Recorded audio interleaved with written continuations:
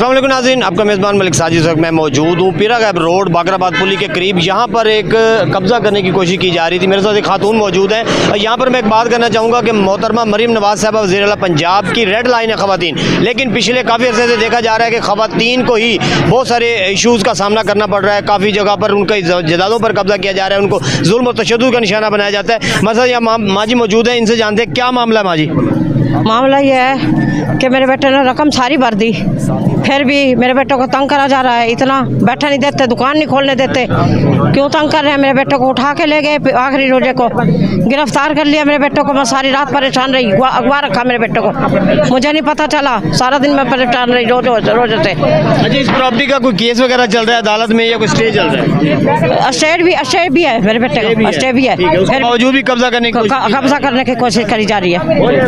आप क्या कहेंगे जी?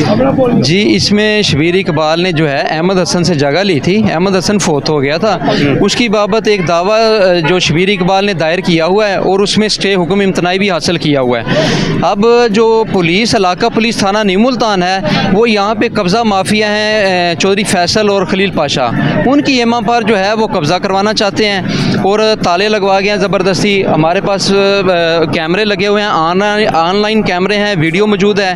तो उसमें रात इन्होंने कैमरे तोड़े हैं, तो हमने 11:30 बजे 15 पे कॉल किया, पुलिस आई है, मौका दे गई है। अब उसके बाद इन्होंने दूसरा कैमरा, ये आपके सामने है, दूसरा कैमरा फिर तोड़ दिया। ये दोनों कैमरे टूटे हुए हैं, आपके सामने हैं। तो इस पर ऑनलाइन कैमरे कब्ज़ा मौजूद है। तो पुलिस जो है वो अपनी मखाल साजबाज होकर कब्ज़ा करवाना चाहती है। 15 कॉल आपने की, उसके बाद अभी तक पुलिस ने कोई कार्रवाई नहीं? नहीं, अभी तक पुलिस ने कोई कार्रवाई नहीं की।